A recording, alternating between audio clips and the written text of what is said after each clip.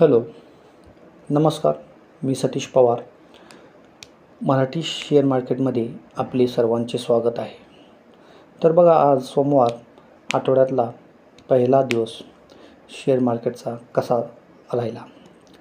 भारतीय शेअर बाजाराने आठवड्याची सुरुवात चांगल्या प्रकारे म्हणजे सकारात्मकतेने केली. इराण अमेरिका शांतता कराराची चौकट आणि घसरलेल्या तेलाच्या किमती आणि इतर घटकांमुळे जागतिक बाजारातील ट्रेडनुसार सेन्सेक्स आणि निफ्टीमध्ये 1.5 पेक्षा जास्त वाढ झाली. अमेरिका आणि इराण यांच्यातील आंतरिक शांतता करारामुळे गुंतवणूकदारांचा आत्मविश्वास लक्षणीयरीत्या वाढला.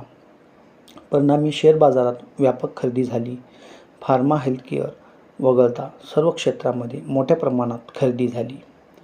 सत्राअखेरीस सेन्सेक्स 736.38 अंकांनी वाढून टोटल 76,264.33 वर बंद झाला.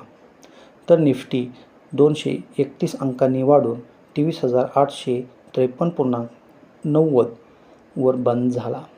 कच्च्या तेलाच्या किमती प्रति बॅरल $85 खाली घसरल्यामुळे महागाईची चिंता आता कमी झाली आहे. धन्यवाद.